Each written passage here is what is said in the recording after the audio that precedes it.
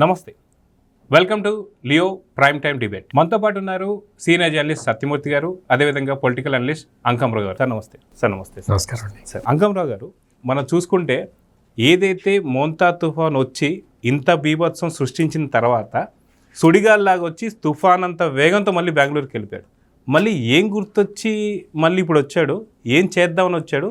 సరే వచ్చినోడు వచ్చాడు, కానీ గతంలో సింగేని తొక్కించినట్టు ఈసారి ఏమన్నా తొక్కిచ్చి ఒక సింపతి గెయిన్ చేయబోతున్నాడా అనేది మాత్రం ఇప్పుడు బాగా చర్చించుకుంటున్నారు. దాని గురించి మీరు ఏం చెప్తారు? అంటే ఇక్కడ మళ్ళీ తుఫాన్ రాదు, గాలులు రావు కాబట్టి వచ్చాడు. గాలి కానీ తుఫాన్ కానీ ఉంటే కనపడేవాడు కాదు. మామూలుగా 11 రోజులు అవుతుంది కదండి కార్యక్రమం అంతా అయిపోయి, సహాయ కార్యక్రమాలన్నీ పూర్తయిపోయినాయి. ఈ రోజు నుంచి ధాన్యాన్ని కూడా కొనమని ప్రభుత్వం నిర్ణయం ప్రకటించింది. ఏం జరగలేదని ఇప్పుడు వచ్చాడనేది అతనే చెప్పాలి ఇన్ని రోజుల తర్వాత.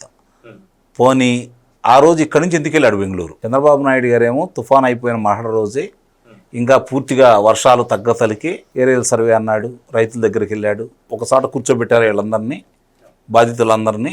వాళ్ళందరి దగ్గర కూడా వెళ్ళి పరామర్శించాడు కదా, నిర్వాసితులందరి దగ్గరికి వెళ్ళి. అంటే ఇక్కడ చంద్రబాబు నాయుడు గారు ఆ పని చేశాడు. వాస్తవంగా ఆయనకంటే ఎక్కువ పని చేయాల్సింది జగన్మోహన్ రెడ్డి. మామూలుగా ఒకటి గమనించుకోవాలి మనం, అతనికి 11 స్థానాలే వచ్చినా ఈ రాష్ట్రంలో ప్రధానంగా తెలుగుదేశం పార్టీకి వ్యతిరేకమైన పార్టీ అదే కదా, శాసనసభ్యులు కూడా ఉంది కూడా ఆ పార్టీకే కదా. కాబట్టి వాళ్ళు చేయాల్సిన బాధ్యత ఏంటి? నిజంగా ప్రభుత్వం తరపున ఏదైనా పొరపాట్లు జరుగుతూ ఉంటే, ఈ మామూలుగా ఈ తుఫానుకు సంబంధించిన దాంట్లో ఏదన్నా లోటుపాట్లు ఉంటే, సరైన సమయంలో వాళ్ళకి సహాయం అందకపోతే, సహాయం అందని వాళ్ళు ఎవరన్నా ఉంటే ప్రభుత్వం దృష్టికి తీసుకొచ్చి వాళ్ళకి సహాయం అందజేసే విధంగా చర్యలు తీసుకోవాల్సిన బాధ్యత ప్రభుత్వం కంటే కూడా ఎక్కువగా వీళ్ళకు ఉంటుంది. అసలు అవకాశం లేకుండా వీళ్ళే చేస్తున్నారు. ప్రభుత్వం వీళ్ళే అవుతున్నారు, ప్రతిపక్షం వీళ్ళే అవుతున్నారు. కాబట్టి అవకాశం లేకుండా చేసుకుంటూ వెళ్ళిపోతున్నారు. కాబట్టి అతనికి ఇక్కడికి ఏం చేయడానికి ఏమి లేదు. ఇప్పుడు కార్యక్రమాలు అన్నీ అయిపోయినాయి. చంద్రబాబు నాయుడు గారేమో పెట్టుబడుల కోసం అలాగే వేరే కార్యక్రమాలు ఆయన ఉన్నాడు. కాబట్టి ఈ సమయంలో వచ్చాడు. ఇందాక నేను చెప్పినట్టు తుఫాన్ రావట్లేదు, కానీ గాలులు విపరీతంగా వీసటం లేదు, వర్షాలు కురవటం లేదు, ప్రశాంతంగా ఉంది. అతనికి ఏం కాదన్న ఇబ్బంది, ఎలాంటి ఇబ్బందులు అతనికి ఉండవని చెప్పని ఈరోజు వచ్చాడు. వచ్చిన సందర్భంగా మరి అక్కడ మనం చూసాం బళ్ళు వాహనాలు గుద్దుకోవటం. గతంలో రెంటపాల సంఘటన కూడా ఒకసారి గుర్తు చేసుకుందాం. అప్పుడు కూడా పక్కన దాంట్లో పేరు నాని ఉన్నాడు, మామూలుగా రజనీ గారు మాజీ మంత్రి గారు ఉన్నారు, ఇంకోళ్ళు ఎవరో ఉన్నారట. ఆ రోజు ఆపకుండానే వెళ్ళారు. ఈరోజు అదృష్టం ఏంటంటే గుద్దుకోవడం వరకే జరిగింది, ప్రాణహాని ఏమీ జరగలేదు. ఇప్పుడు అక్కడికి 50 కిలోమీటర్లు కదండి ఇతను దిగిన కాడి నుంచి ఎక్కడికైతే వెళ్ళాలనుకుంటున్నాడో. 5 గంటల పైన ఇంకా ప్రయాణం చేస్తూనే ఉన్నారు. వాళ్ళు పరామర్శకు వెళ్తున్నారా లేకపోతే బల ప్రదర్శన చేస్తున్నారా? ఇక్కడ ఏ పర్పస్ మీద వచ్చాడు? ఇప్పుడు ఎవరి కోసం వచ్చాడు? ఎందుకు ఇంత ఆర్భాటాలు చేస్తున్నాడు? ఈ సందేశం ఏమిస్తున్నాడు? ఇక్కడ ప్రజల కోసం ప్రతిపక్షం అనేది పనిచేయాలి, లేదు పార్టీ కోసం పనిచేయాలి. కానీ ఇప్పుడు దేనికోసం చేస్తున్నారు? వాళ్ళు సహాయ కార్యక్రమాల్లో పాల్గొని ప్రజల మనసులు గెలుచుకుంటే వాళ్ళే భుజాన వేసుకుంటారు కదా. మా కోసం ఇప్పుడు వాళ్ళు అనుకున్నట్టు ఆ వరద ప్రాంతాలు కావచ్చు, లేదంటే తుఫాను ఎదుర్కొన్న ప్రాంతాల్లో కావచ్చు, వాళ్ళ దగ్గరికి వెళ్ళి వాళ్ళ ఇదోధికంగా ప్రభుత్వం ఇచ్చినట్టు వాళ్ళు ఇవ్వలేరేటు. ఎందుకంటే ప్రభుత్వం చేతిలో అన్నీ ఉంటాయి కాబట్టి వాళ్ళు చేయాల్సినవి వాళ్ళు చేస్తారు. ఇదోధికంగా వీళ్ళు కూడా ఏదన్నా చేస్తే అయ్యో మా కోసం వీళ్ళు కూడా ఉన్నారు అనే భావన కలిగిద్ది వాళ్ళకి. ఇదే రైతులు అతని ప్రభుత్వంలో ఉండగా 5 సంవత్సరాలు కలుసుకునే అవకాశం ఎవరికన్నా ఇచ్చారా? మరి ఈరోజు రైతుల దగ్గర చంద్రబాబు నాయుడు గారు ఎట్లా వెళ్ళాడు? పొలాల్లోకి వెళ్ళాడు. పవన్ కళ్యాణ్ గారు పొలాల్లోకి వెళ్ళాడు, పొలాల్లోకి వెళ్ళి పంట పరిశీలించాడు, వాళ్ళతోటి మాట్లాడాడు. ఈయన ఓ సెట్టింగ్ వేయించుకొని పరదాలు కట్టుకొని ప్రత్యేకంగా కొంతమందిని వాళ్ళని పిలిపించుకొని ఆ పొలం చూడటానికి కూడా దాని ముందు స్టేజ్ వేసుకొని గ్రీన్ కార్పెట్ పరిచేసి చేశాడు గతంలో ఆయన. చంద్రబాబు నాయుడు గారికి ఏం తెలియదు కదా, ఈ షోపటప్పులు ఇవన్నీ ఆయన గురించి పెద్దగా ఆలోచించాడు కదా. ఆయన కాడికి జలం జనం జలం జనం ఇదే కదా ఆయన గోల. సందట్లో సడేమియాలాగా ఆయన తెలంగాణలోని ఇప్పుడు ఈయన వచ్చాడు. ఈయన వచ్చినందుకు నీకు ఆ ఇప్పుడు పర్యటన జరిగేంత ప్రాంతం మొత్తం మీరు పరిశీలించండి. నిజంగానే కాస్తో కూస్తో ఏదో ఒక మూల ఎప్పుడన్నా సరే ఒక్కసారి వీళ్ళు మంచి పని చేస్తారేమో అని ఆశగా ఎదురు చూసే వాళ్ళకి ఇలాంటి పర్యటనల వల్ల వాళ్ళకు స్పష్టమైనటువంటి ఆలోచన వచ్చింది. ఇతను మారడు, ఇతని గురించి మనం ఆలోచించకూడదు, మనం చేసిన పని రైట్, 11 స్థానాలకు పరిమితం చేశాం, ఆ 11 కూడా లేకుండా ఎలా చేయాలని చెప్పని ఈరోజు ప్రజలు ఆలోచిస్తున్నారు. కానీ అతను ఇంకా మళ్ళీ ఆ పాత వాళ్ళని తీసుకొచ్చి పాత కాపుల్ని తీసుకొచ్చేసి నేను ఇంట్లానే ఉంటాను, నా ఎమ్మటి ఉండేవాళ్ళు వీళ్ళే, నాకు కావాల్సింది ఇలాంటి వాళ్ళే, మద్యం సరఫరా చేసేవాళ్ళు, మద్యం తయారు చేసేవాళ్ళు, అలాగే డ్రగ్స్ సప్లై చేసేవాళ్ళు, డ్రగ్స్ తాగి హడావుడి చేసేవాళ్ళు, డ్రగ్గు మత్తులో గాంజా మత్తులో మానభంగాలు చేసేవాళ్ళు, హత్యలు చేసేవాళ్ళు మాత్రమే నాకు కావాలి, అలాంటి వాళ్ళని నేను పెంచి పోషిస్తాను, నా పార్టీకి వాళ్లే పట్టుకొమ్మలు అనేది అతను చెప్తా ఉన్నాడు. వీళ్ళేమో మా పెట్టుబడులు తీసుకురావాలి, ఇలాంటి వాళ్ళు ఏం చేసినా కూడా ప్రస్తుతానికి సమయం ఉంది, వీళ్ళ జోలికి మనం వెళ్ళకూడదు, మనం మంచి ప్రభుత్వం అనిపించుకోవాలి అని వీళ్ళు ఆలోచించుకొని వీళ్ళు ముందుకెళ్తున్నారు. అదే వీళ్ళ పుట్టి కూడా ముంచిద్ది ఒక్కోసారి, అది కూడా ఆలోచించుకోవాలి. ఏ సత్యమూర్తి గారు కొన్ని విషయాల్లో కఠినంగా లేకపోతే ఆలస్యం అమృతం విషం అన్నారు. నువ్వు అమృతం తయారు చేసినా కూడా ఆలస్యం అయితే అది విషంలో తయారైద్ది. కారణం ఏంటంటే తయారు చేసే వస్తువుని బట్టి కావచ్చు, పాత్రలను బట్టి కావచ్చు, కలిపే దినుసులను బట్టి కావచ్చు, ఏంటేందనే దాని మీద ఆధారపడి ఉంటుంది. ఆ దినుసులు కలిపే వ్యక్తిగా ఈరోజు చంద్రబాబు నాయుడు గారు అక్కడ ఉన్నారు, ఆ దినుసుల్ని ఏరుకునే వ్యక్తిగా లోకేష్ బాబు గారు ఉన్నారు. అంతే కదండి. వాళ్ళు అందజేస్తే వాటిని కలిపి అందరికీ అందించే కార్యక్రమంలో తండ్రి కొడుకులు ఉన్నారు వీళ్ళు. మరి అలాంటప్పుడు ఇన్ని జాగ్రత్తలు తీసుకోవాలి. దగ్గరికి పురుగులు రానియకూడదు, పాములు రానియకూడదు, దోమలు రానియకూడదు, క్రిమికీటకాలను రానియకూడదు. అది చూసుకోవాల్సిన జాగ్రత్త చూసుకోవాల్సింది వీళ్ళే కదా. పొరపాటున కనురెప్ప పాటులో దాంట్లో కలిపేశారనుకోండి విషయం అవుతుంది కదా, అమృతమైనా కూడా. కాబట్టి ఇక్కడ చేయాల్సిన కార్యక్రమం ఏంటి? అభివృద్ధితో పాటు పరిశ్రమలతో పాటు వాటిని నిరోధించటానికి అసత్యాలు ప్రచారం చేసే వాళ్ళ మీద కఠినమైన చట్టాల ద్వారా కఠినమైన చర్యలు తీసుకుంటే కదా మీరు ముందుకెళ్ళేది. ఈరోజు అంతమంది జనాభా కనపడుతున్నారు అంటే ఏంటి? వాళ్ళకి ఏ విధంగా ప్రిపేర్ చేస్తున్నారు? వాళ్ళకి జనబలం లేదని వాళ్ళకి తెలుసు, కానీ ఉంది అని చెప్పి ఎందుకు చూపించుకుంటున్నారు? తటస్థులు దూరం కాకుండా వాళ్ళని దగ్గర చేసుకోవడానికి. వీళ్ళు బలం పెరుగుతుందేమో. సహజంగానే ఎప్పుడైనా గుర్తుపెట్టుకోండి, గెలుపు నావకల్లే అందరూ ప్రయాణం చేస్తారు ఎక్కువ మంది.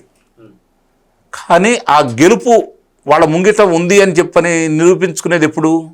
బల ప్రదర్శన జరిగేటప్పుడు. వాళ్ళు ఇక్కడ అదే బల ప్రదర్శన కావాలని పదే పదే మీరు చూడండి. సత్యమూర్తి గారు మీరు కూడా చాలాసార్లు చెప్పినట్టున్నారు, ఎక్కడికి వెళ్ళినా ఆ 9,000 7,000 మంది ఉంటారు.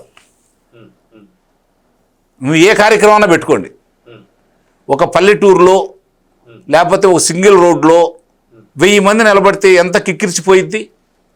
చూసేవాళ్ళు ఏమనుకుంటారు, ఇంకేముంది అసలు జగన్ని చూడటానికి ఎగబడి వస్తున్నారు, ఈ ప్రభుత్వం మీద వ్యతిరేకత ఉంది అని చెప్పని కనుక ఇట్లా 10 సార్లు ప్రచారం చేస్తే సామాన్యుడు ఏమనుకుంటాడు? ఆ పార్టీకి ఈ పార్టీ చెందకుండా మన మీకు ఓటేసిన వాళ్ళు ఏమనుకుంటారు?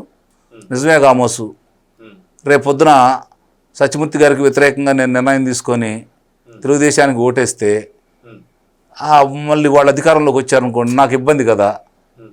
రాజుగారి ఇంట్లో పాలు కోసం అందరూ పోతుంటే మేము నీళ్ళు పోసిన సరిపోతుందని చెప్పి నీళ్ళు పోసినట్టు చివరికి నీళ్ళే తాగుతున్నట్టు ఇలాంటి వాళ్ళందరూ అటు ఓటేశారనుకోండి, పరిస్థితి ఏంటి? ఇది కదా ముందు వీళ్ళకి. ఇప్పుడు అతను ఈరోజు వాహనాలు గుద్దారండి, పరిస్థితి ఏంటి? నీకు ఇచ్చిన బెయిల్ కానీ లేకపోతే ఈ కండిషన్కి సంబంధించింది కానీ వైలేట్ చేసినట్టే కదా. తక్షణం చర్యలు తీసుకోవాలి కదా, ముందుకెళ్లకుండా చూడాలి కదా. మరి ఎందుకు వదులుతున్నారు అతన్ని? ఎందుకు ప్రదర్శన చేపిస్తున్నారు? ఎందుకు బల ప్రదర్శన చేపిస్తున్నారు? మీకున్నటువంటి అడ్డంకి ఏంటి? దేనికి భయపడుతున్నారు మీరు? చర్యలు ఎందుకు తీసుకోవట్లేదు? ఇది కదా వాళ్ళకి ఈరోజు అలసు. కఠినంగా దీని మీద కనుక చర్యలు తీసుకుంటే ఎన్నోసారి, ఇది నా పాయింట్ అర్థం చేసుకోండి, మొదటిసారి అయితే పొరపాటు అని అనుకోవచ్చు, ఎన్నో పర్యాయం ఇది. ఎన్నిసార్లు వదిలేస్తారు?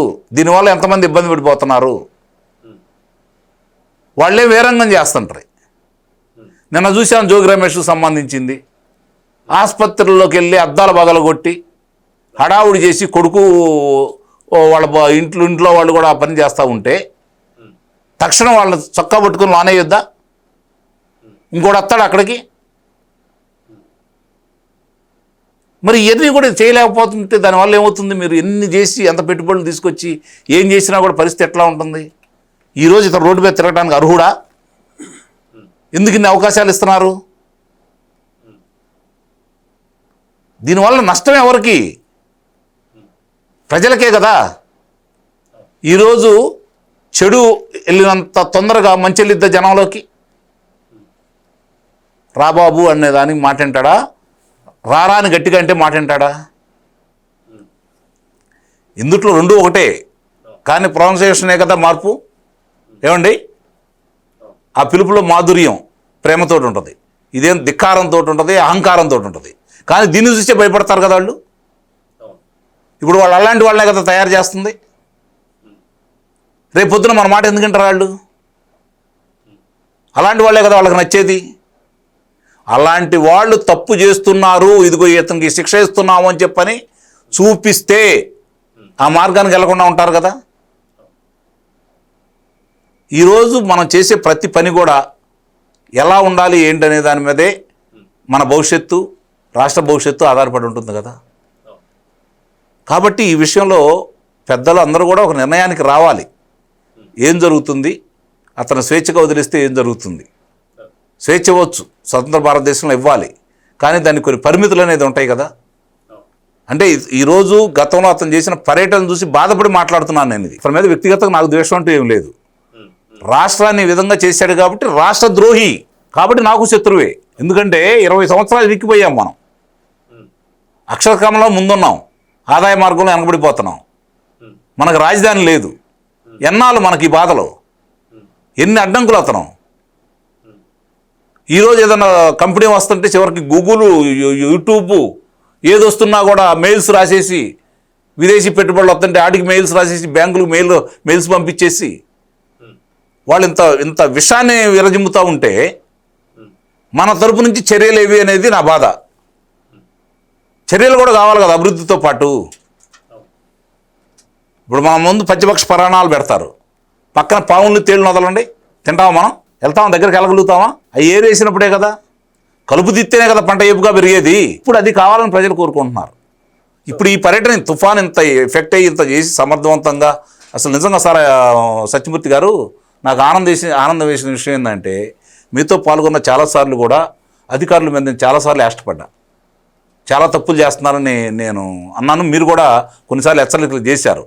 కానీ మొన్న దీనికి సంబంధించినంత వరకు స్వీపర్ కాడి నుంచి పై వాళ్ళ వరకు, ఎస్పీ కావచ్చు, కలెక్టర్ కావచ్చు, ఎంత అద్భుతంగా చేశారు సార్.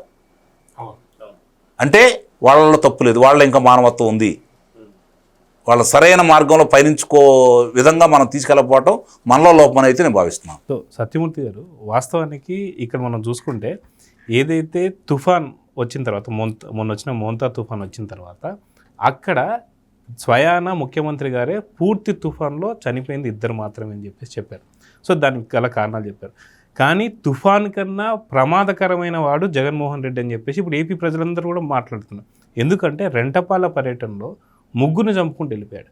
సో ఇంత పెద్ద తుఫాన్ వస్తే 2 మనం కోల్పోయాం. సో నిజంగా జగన్ చాలా ప్రమాదకరంగా మారుతున్నాడు అని చెప్పేసి ప్రజల్లో ఇప్పుడు చర్చ నడుస్తుంది. ఈరోజు జరిగిన సంఘటన కూడా చూసాం మనం, కాన్వాయ్లో ఆ గుద్దుకోవడం. దీన్ని ఎలా చూడాలి? జగన్మోహన్ రెడ్డి పర్యటనకి బయలుదేరుతున్నాడు అంటే నేను అనుకున్నాను జగన్మోహన్ రెడ్డి వైజాగ్ పోతున్నాడేమో అనుకున్నాను. వైజాగ్లో వాళ్ళ యూత్ నాయకుడు డ్రగ్స్ స్మగ్లింగ్ చేస్తూ పట్టుకున్నారు. మొత్తం ఈగిల్ పోలీసులు అందరూ కూడా వాళ్ళు డేగ కన్నేసి చూస్తుంటారు కదా, అట్లా చూశారు, పట్టుకున్నారు. ఒకడారి ఎవడరా నువ్వు, వీడెవడరా డ్రగ్స్ తీసుకొస్తున్నాడు అని చూస్తే వాడు వైసీపీ లీడరు, యువజన విభాగం అధ్యక్షుడు, వాడు యువజన విభాగం అధ్యక్షుడు అని పట్టుకున్నారు. అని పట్టుకొని ఇప్పుడు బహుశా మరి నార్కటిక్స్ కేసు అంటే చాలా పెద్దది, మరి వైజాగ్ సెంట్రల్ జైల్లో ఉంచారో ఎక్కడ ఉంచారో పాపం అతన్ని పరామర్శించడానికి వెళ్తున్నాడేమో ఈ జగన్మోహన్ రెడ్డి అనుకున్నా. ఈ తీరా చూస్తే ఆ రోడ్ షో చేసుకుంటూ పోతూ ఉన్నాడు. ఎక్కడికి పోతావు జగన్మోహన్ రెడ్డి? నీకు ఏముంది అక్కడ చూడటానికి? ఏముంది నువ్వు చూడటానికి? ఏముంది నువ్వు చూడటానికి? ఏముంది అంటే మామూలుగా నాకు ఇంకొకటి కూడా గుర్తొచ్చింది అంకమరావు గారు. మొన్న మేము అందరం వినాయక చవితి చేసుకున్నాం కదా, వినాయకుడి మండపానికి అటు ఇటు పెట్టడానికి కొబ్బరి పిలకలు తెచ్చి పెట్టుకున్నాం సాంప్రదాయంగా. అటువంటి 2 కొబ్బరి పిలకలు తెచ్చి ఇస్తే, అరటి పిలకలు తెచ్చి ఇస్తే చూసుకొని అవి చూస్తున్నాడు జగన్మోహన్ రెడ్డి. అవి చూసి అరటి పంటకి చాలా నష్టం వాటిల్లింది గంభీరంగా చెబుతున్నాను. ఏం వాటిల్లింది? నువ్వు ఎక్కడ చూసావు? నువ్వు వినాయక చవితి రోజు పెట్టుకునే అరటి పిలకల్ని చూసి నువ్వు అంత ఆవేశపడిపోవటం ఎందుకు జగన్మోహన్ రెడ్డి? వేస్ట్ కదా. నువ్వు మామూలుగా అరటి తోటలోకి దిగిరాపో, చూసిరాపో. మీరు బాగా ఆశపడుతున్నారు. ఎక్కడ దోషమైందో చూపించు, ప్రజలకు చూపించు. మీరు బార్గేట్లు కట్టిండి వెళ్తాడు, అంటే గ్రీన్ మ్యాట్ అయ్యిండి వెళ్తాడు. ఈ జగన్మోహన్ రెడ్డి మొత్తం అధికారంలో ఉండంగా, అంటే ముఖ్యమంత్రిగా ఉన్నాడు కదా ఒక 5 సంవత్సరాల పాటు.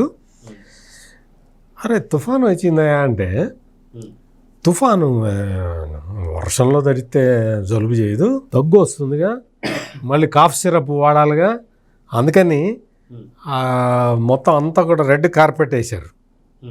వేసి ఒక డాస్ కట్టారు కింద, మళ్ళీ అన్నగారికి బురద తగలకూడదని. ఆ డయాస్ మీద నుంచి కింద రైతుల్ని కింద ఉంటే ఎట్టుంది పంట ఎట్టుంది అని అడుగుతున్నాడు, పై నుంచి అడుగుతున్నాడు. లేదు సార్, చెరువుని తలపిస్తున్న పొలాలకు దండం పెట్టాడు. తర్వాత వచ్చారు రైతులు ఇటు. ముందు ఆయన దండం పెట్టినప్పుడు అక్కడ రైతులు లేరు, మనుషులు లేరు, పొలం మాత్రమే ఉంది. తర్వాత అంటే మళ్ళీ అంటే ఎందుకు నాటకాలు? ఎందుకు జగన్మోహన్ రెడ్డి? ఎవరిని ఉద్ధరించడానికి నీ నాటకాలు? నీ నాటకాలన్నీ కూడా అందరికీ అర్థమైపోయినాయి. నువ్వు అటు వైజాగ్ పోవాల్సింది ఇటు తిప్పావు, నీకు అంతే తప్ప. నీకు చివర్లా ఇందాక అంకమరావు గారు చాలా అమాయకంగా అడిగారు, ఏందో అసలు మధ్యలో బెంగళూరు ఎందుకు వెళ్ళాడు, మళ్ళీ ఇప్పుడు ఎందుకు వచ్చాడు అని. కాశీబుగ్గా మరి ప్లానింగ్ ఎవరు చేయాలి? అందుకని జగన్మోహన్ రెడ్డి చేసే కార్యక్రమాలన్నీ కూడా మొత్తం రాష్ట్ర ప్రజలని ఇబ్బంది పెట్టే విధంగానే సాగుతున్నాయి. అన్ని రకాల ఎటు నుంచి ఎటు చూసుకున్నా కానీ అతని మనస్తత్వం ఎట్లా ఉందంటే, మాకు ఓటేయరా, మీ అంతు చూస్తా అని చెప్పి ఆంధ్రప్రదేశ్ ప్రజల మీద కచ్చతోటి ప్రవర్తిస్తూ ఉన్నాడు. మీరు సుఖంగా ఉండడానికి వీల్లేదు, మిమ్మల్ని వేపుకు తింటా. అంటే సత్యమూర్తి గారు నాకు చిన్న డౌట్, ఓట్లు వేయలేదని ఏపుతున్నాడు. నన్ను పూర్తిగా ఓట్లు వేయలేదని ఏపుతున్నాడు. మరి ఓట్లు వేసినప్పుడు కూడా ఏపుతున్నాడు కదా. అప్పుడు ఏంటి అంటే, అప్పుడు మంచి గుడ్ క్వశ్చన్, మీరు చాలా మంచి క్వశ్చన్ అడిగారు. అప్పుడు వేపుకు తిన్నది ఏంటి అంటే, నీకు నేను ఇచ్చిన కల్తీ సారా తాగండి, నోరు మూసుకొని పడి ఉండండి, ప్రశ్నిస్తే మర్యాద ఉండదు అన్నాడు. పాపం ఒక తిరుపతిలో పిల్లాడిని, దళిత పిల్లాడిని, ఇదేందా ఈ మందు ఇట్టుందేందా అనగానే నెక్స్ట్ డే అతన్ని చంపేశారు. లేడు, అతను వీడియో సెల్ఫీ వీడియో తీసి, ఏం మందా దరిద్రం మందు, ఈ మందు తాగితే నాకు అనారోగ్యం పాలవుతున్నా, నేను రేటు గురించి కూడా ప్రశ్నించాను, ఇదేందా నువ్వు ఇంత రేటు పెట్టి అమ్ముతున్నావు, అంత నాసిరకం సరుకు అని ఒక దళిత యువకుడు ఇట్లా వీడియో తీసి ఫేస్బుక్లో అట్లా పెట్టంగానే నెక్స్ట్ డే మార్నింగ్ శవమయ్యాడు. డెడ్ బాడీని తల్లి వాళ్ళు ఏడ్చారు. ఏంది ఇంకా మా పిల్లగాడు అసలే తాగుడుతూ చాలా ఇబ్బందులు పడుతూ ఉంటే ఇటు చంపారేంది, ఆ ప్రశ్నిస్తే చంపుతారా అని చెప్పి చాలా ఇదే. అందుకని అధికారంలో ఉన్నప్పుడు ప్రశ్నించిన వాళ్ళని చంపాడు. అసలు ఇంకా లిస్టు చూస్తే ఒక్కళ్ళు కాదు, ఇద్దరు కాదు, పాశవికంగా, దారుణంగా. ఇప్పుడు నాకు ఓటే లేదు కదా, మీరు మిమ్మల్ని అందరినీ కారు బస్సు ఎక్కిస్తా, నేను ఇది ఎక్కిస్తా, కారు ఎక్కిస్తా, టిప్పర్ ఎక్కిస్తా, ఇదే గోల తప్ప పోలీసులు చెబితే ఎందుకు వినవు జగన్మోహన్ రెడ్డి? నువ్వు అంటే నువ్వు వినే బాధ్యత నీకు లేదా? అంకమరావు గారు బంగారుపాళ్యం వెళ్ళాడు, పోలీసులకు ఒక రూట్ ఇచ్చి ఇంకో రూట్లో పోతే బెండ్ తీశారు పోలీసులు. మొన్న నర్సీపట్నం వెళ్ళినప్పుడు ఆ ఇచ్చిన రూట్ కాకుండా అతి తెలివితేటలు, అంటే జగన్మోహన్ రెడ్డి అతి తెలివితేటల గురించి చెప్తున్నా, వేరే రూట్లో పోతుంటే అక్కడ పోలీసులు నువ్వు ఇచ్చిన రూట్లో ఇది లేదు అడుగు అన్నారు.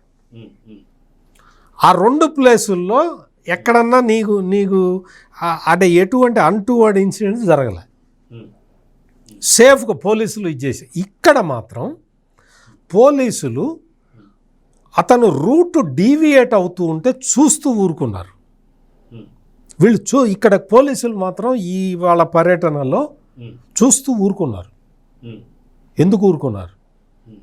ఊరుకోవాల్సిన అవసరం ఏంటి? మీరు కొన్ని స్టాండర్డ్ ప్రొసీజర్స్ ప్రకారం, మీ దగ్గర ఉన్న బ్లూ బుక్ ప్రకారం, వాటి ప్రకారం మీరు నిర్ణయాలు తీసుకుంటారు. అంతే తప్ప మీరు వ్యక్తిని బట్టి నిర్ణయం తీసుకోరు. అంత స్ట్రిక్ట్గా ఉండే పోలీస్ అధికారులు ఈ రోజున ఎందుకు వదిలేయటం? ఎందుకు? నీకు ఎప్పుడైతే జగన్మోహన్ రెడ్డి కాన్వాయ్ గుద్దుకున్నదో అప్పుడు ఆపేసి పంపించి చాలు, ప్యాకప్ అనాలి. ఎందుకు చెప్తున్నానంటే ప్రజలకి ఇబ్బంది. ఎంతసేపు ట్రాఫిక్ జామ్ అయిందో తెలుసా అండి ఇతని వల్ల? ఎంతమంది మీరు ఇందాక గుర్తు చేశారు రెంటపాళ్ళ దాంట్లో ఒక అతను ఊపిరి అందక చచ్చిపోతే కారులో వైసీపీ వాళ్ళు ఎవడో కారు ఆపలా, 2 వీలర్ మీద వేసుకొని పోతే మధ్యలో చచ్చిపోయాడు. ఒక అతను అంబులెన్స్లో వెళ్తూ ఉంటే అంబులెన్స్కి దారి ఇవ్వండి అని వాళ్ళ నాన్న కాళ్ళు పట్టుకొని బతిలాడితే ఒక్కడు పక్కకి జరగలేదు. తెల్లజల్ల మధు చనిపోయాడు అక్కడ. మీకు అక్కడ సింగయ్య విషయం అందరికీ తెలిసిందే. ఇటువంటి దారుణమైన కృత్యాలు చేసుకుంటూ పోతూ ఉంటే పోలీసులు మాత్రం చాలా స్ట్రిక్ట్గా ఉండాలండి. స్ట్రిక్ట్గా ఉండకుండా ఏదో అనుకుంటాడు. ఇప్పుడు ఈ లంపెన్ గ్యాంగ్, అంకమరావు గారు, లంపెన్ ఎలిమెంట్స్ ఎట్లా ఉన్నారంటే, ఈ జోగి రమేష్ కొడుకులు 2 ఉన్నారు కదా, ఆ కొడుకులు వాళ్ళు ఏమి మొన్న హాస్పిటల్ దగ్గర ఏం బెదిరిస్తున్నారు తెలుసా? ఆ ఎస్ఐని నిన్ను డిజిటల్ బుక్లోకి ఎక్కిస్తాం, నిన్ను తీసుకొచ్చి రప్ప నరుకుతాం, మేము మళ్ళీ 5 ఏళ్లలో మళ్ళీ మేము వస్తున్నాం, నువ్వు ఎక్కడున్నా బిడ్డ నిన్ను వదలమని చెప్పి చేతులు చూపించి అతని మీదకి ఎగబడుతుంటే, అంటే పోలీసు వ్యవస్థ మొత్తం కూడా డిఫంక్ట్ కావాలి అని చెప్పి ఈ జగన్మోహన్ రెడ్డి చేస్తున్న కుట్రలు ఇవన్నీ కూడా. వీటిని ఎవరు ఎదుర్కోవాలి? పోలీసులే ఎదుర్కోవాలి. పోలీసులు వాళ్ళు ఇప్పుడు ఆ జోగి రమేష్ కొడుకు కేసు పెట్టారు, జోగి రమేష్ భార్య మీదను, 2 కొడుకులు పెట్టారు. కేసు పెట్టడం వేరండి. కేసు పెట్టడం కాదు, నిన్న రాత్రికి అరెస్ట్ చేసి అవతల పడేయాలి. స్పాట్లో అరెస్ట్ చేసి అవతల పడేయాలి. Who prevented you? What prevented you? పోలీసులే. అంటే పోలీసులు పాపం పోనీలే ఎందుకంటే వాళ్ళ పిల్లలు, వాళ్ళ నాన్న ఏదో కల్తీ సారా అమ్మాడు కదా అని, మద్యం అమ్మాడు కదా అని పిల్లల్ని కూడా శిక్షిస్తే ఎట్లా అన్న ఏదో ఒక ఆలోచన, వాళ్ళ భవిష్యత్తు నాశనం అవుతుందా ఏదో ఒక ఆలోచన, దాంతో వదిలేస్తూ ఉంటే విచ్చలవిడిగా ప్రవర్తిస్తున్నారు వీళ్ళందరూ కూడా.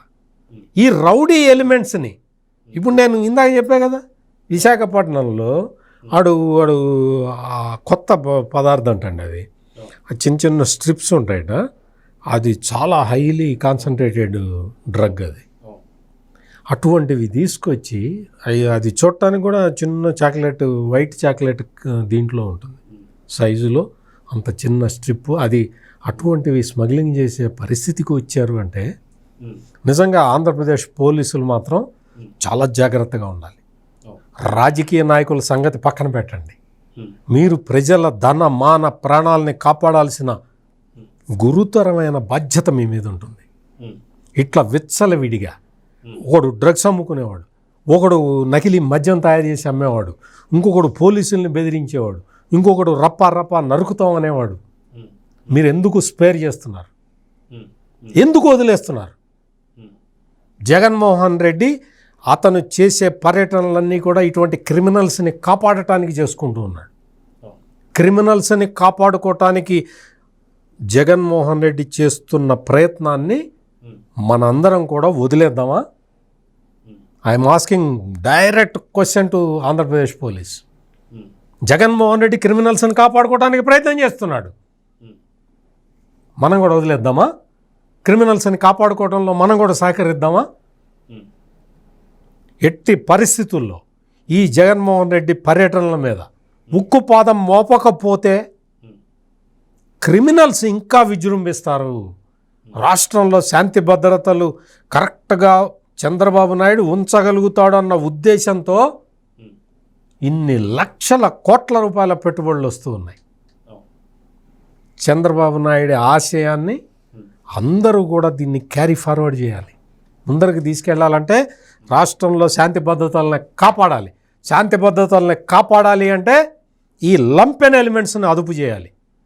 ఈ లంపెన్ ఎలిమెంట్స్ అంటే ఎవరో తెలుసు కదా, వాళ్ళని ఇట్ట విచ్చలవిడిగా వదిలేసే పని దయచేసి పోలీసులు చేయొద్దు అనేది నా రిక్వెస్ట్.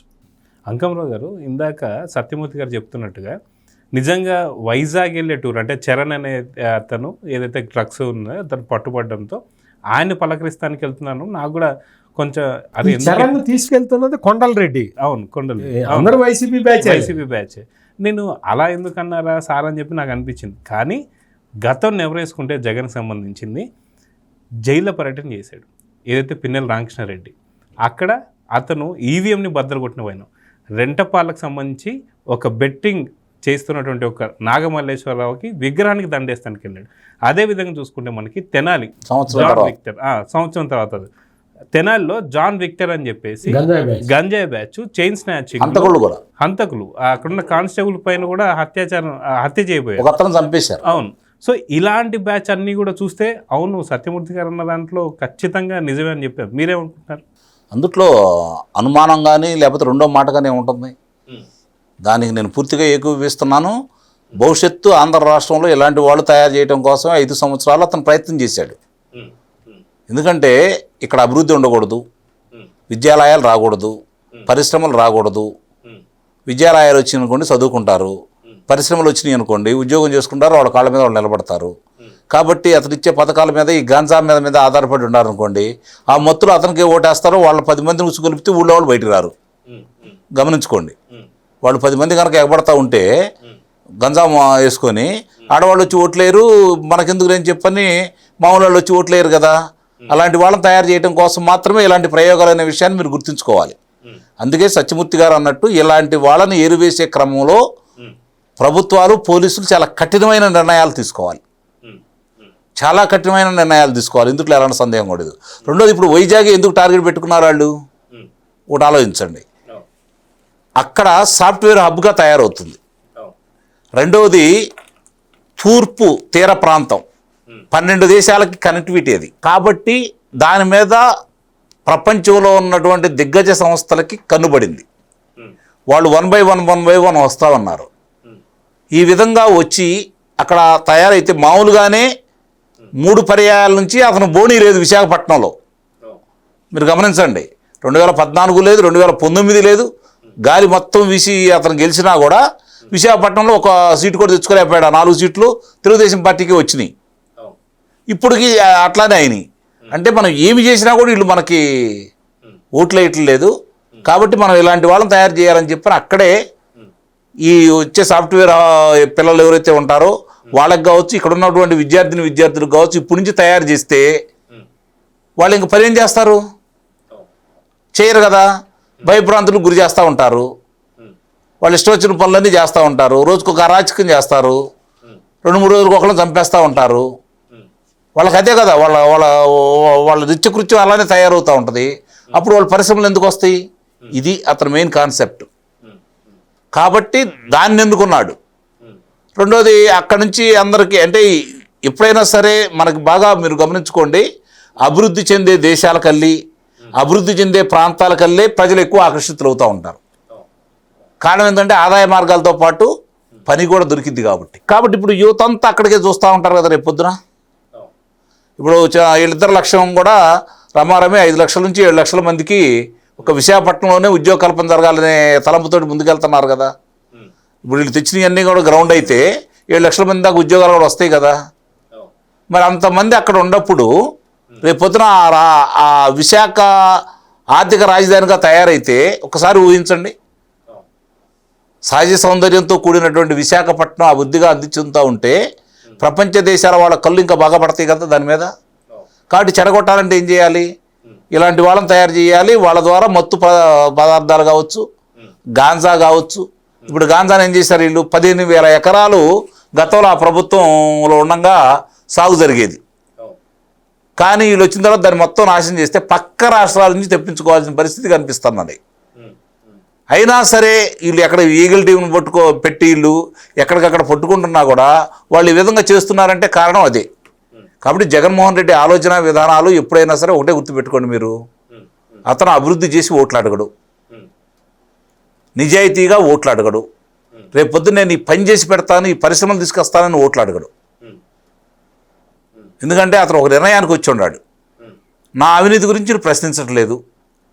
43,000 కోట్ల రూపాయలు మామూలుగా అటాచ్ చేసినా కూడా ఈడీ అతనికి సంబంధించి అక్రమాస్తులు ఉన్నాయని చెప్పని ప్రజలు మొట్టమొదటి 67 స్థానాలు ఇచ్చారు శాసనసభకి, తర్వాత 151 స్థానాలు ఇచ్చారు, ముఖ్యమంత్రిని చేశారు. కాబట్టి నా అవినీతి గురించి వీళ్ళు ప్రశ్నించరు, నా అవినీతి గురించి వీళ్ళు పట్టించుకోరు అనే ధైర్యంతో ఉన్నాడు. కానీ నిశ్చితంగా గమనిస్తూ ఉంటారు, ఇంత డబ్బు సంపాదించుకున్నాడు కదా, అవినీతి చేయడన్న అభిప్రాయంతో ఓట్లు వేశారన్న విషయాన్ని మర్చిపోయాడు అతను. కానీ ఇప్పుడు ఏమైంది, 5 సంవత్సరాల పరిపాలనలో చూశారు కాబట్టి వాళ్ళు వాళ్ళ తరం అంతకుముందు వాళ్ళు ఇప్పుడు అర్థమైందా అంకమరావు గారు చెప్పింది? బాగా తిన్నాడు కదా, కడుపు నిండుగా ఉంది కదా, అవును మళ్ళీ ఆకలి కాదులే అనుకున్నారు.